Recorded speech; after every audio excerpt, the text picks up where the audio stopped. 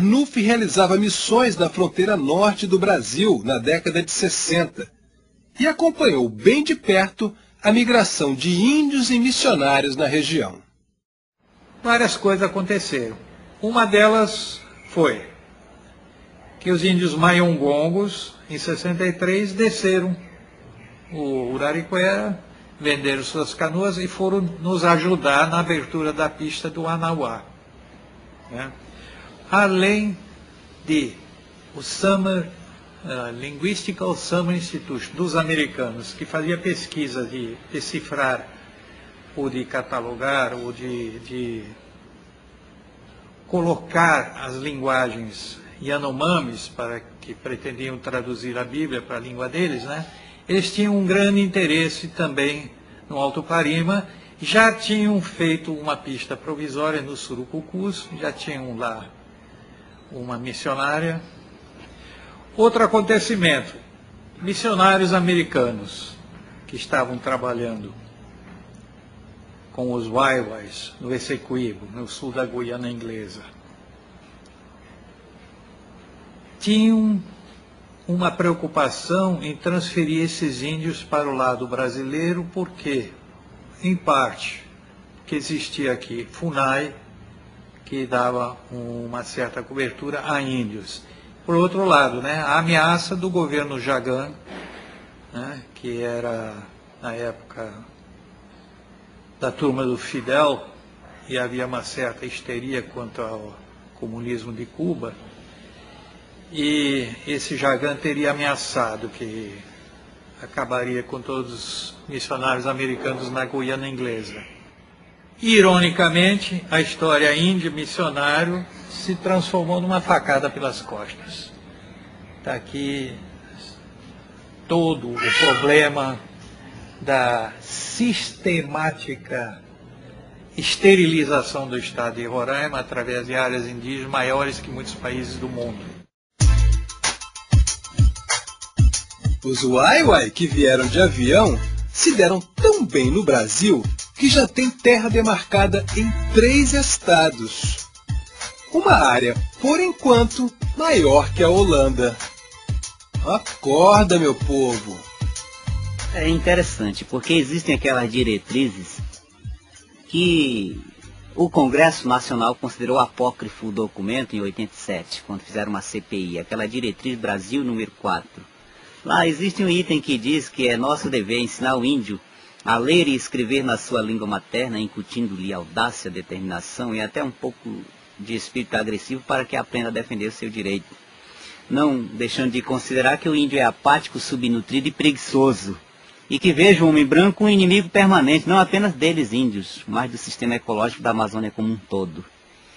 E que veja o missionário a sua única salvação. Então muitos indígenas hoje, onde a Igreja Católica realmente atuou, eles conseguiram colocar e fazer essa diretriz valer, ainda que seja apócrifa, mas ela é observada, ela é cumprida literalmente.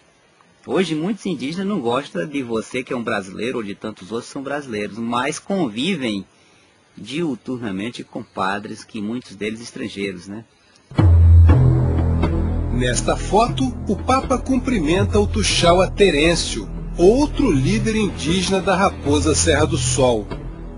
O homem vestido de padre é Diórdio Dalben. A história dele é conhecida em Roraima. O padre guerrilheiro. Podemos procurar inicialmente por um nome chamado Diórdio Dalben, entre a lista dos condenados à morte dos rebeldes da OAS, na Argélia. Ele, fugindo através da África, foi parar em Moçambique, onde encontrou um outro italiano. Jorge Dalben era filho de italiano, era colono na Algéria, tinha todo interesse de que a independência da Algéria não acontecesse. E era especialista em insurreição. Trabalhava no serviço secreto francês.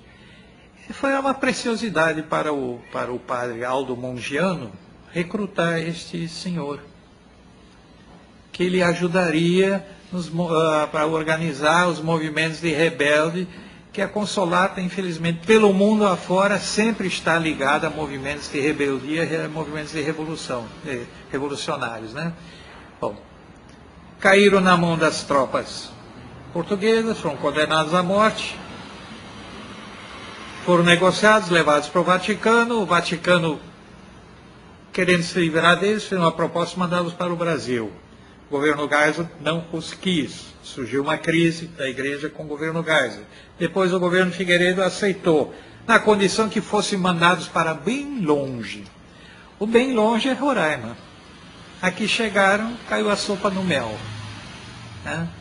Em 20 anos eles transtornaram completamente a organização agrária, a organização rural do Estado, né? Conseguiram introduzir o preconceito religioso. Né? Então, era a Consolata contra missões americanas. Né? O preconceito racial, introduzir o preconceito racial. Índio para cá, não índio, ou branco para lá. Né? E conseguiram introduzir uma mentalidade de guerra e conquista. Conseguiram convencer uma boa parte dos índios de que eles poderiam ser um país independente, que eles poderiam ter suas terras, que eles ganhariam muito dinheiro, que as ONGs europeias iriam ajudar. Quem começou a implantar isso foi o padre Jorge, e eu digo, nós fomos o culpado. Culpado por quê? Ele chegou com um catequizador. Quando ele saía daqui, ia para a casa do seu Jair, que era um fazendeiro, passava de 10 dias comendo, bebendo, cavalo para ele andar para tudo enquanto é canto. Saía da casa do Jair, ia para o Santo Antônio do Pão, casa do Cicimota. Passava 10, 8 dias lá, 5, 6 dias e continuava a viagem dele. Ia para o Caju. Quando chegava no Caju, ia para a casa do Brasil.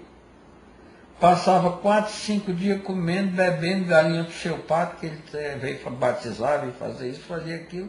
Quando ele estava fazendo um estudo e incentivando os índios já a brigar contra nós. Para mim mesmo, Tuxaua disse que ele mandava os índios flechar o gado do civilizado que entrasse lá na área deles, e ensinou mais, que flechasse com flecha de taquara e não ponto de ferro, porque seria um crime, e com taquara não teria crime porque era a cultura indígena. Os que deram mais apoio nesse padre Jorge foram os mais prejudicados, que foi Tixó Pereira, Quizi Pereira, Totinho, esse pessoal aí, seus Jesus Cruz, esse pessoal aí fazia questão deles dormirem, dele dormir na casa deles, dar comida para ele, tudo enquanto. E no final, teve um próprio indígena que chegou a dizer para mim, quando foi para desapropriar Urucã, o padre Jorge fez igual fizeram aqui comigo na invasão, mandou fazer casa bem perto da casa do Totinho e dizer, olha, que o velho morreu até de desgosto, todos eles. Foi dando problema no coração, já idade elevada, e foram morrendo. Então o que aconteceu? Aí o padre Jorge dizia, não, vocês não têm que sair, vocês têm que ficar aí fazendo pressão até eles ir embora, sair fora, e foi o que aconteceu. Quebra isso, quebra uma reis, mata uma reis, corta um pé de laranjeira, rouba um cavalo, corta uma cerca, toca fogo no barracão. O padre falando isso? Falando.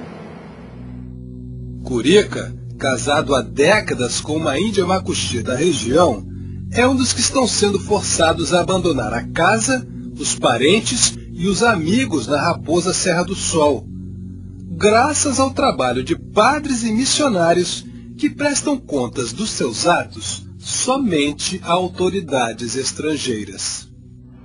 A CNBB congrega os bispos do Brasil, é uma entidade que não pode, por exemplo, interferir nas dioceses, senão a diocese a coisa vai indo mal, nós não temos autoridade para isso. Nós simplesmente coordenamos todo o episcopado brasileiro, ou tentamos colocar linhas comuns, não é? e caminhar na mesma direção.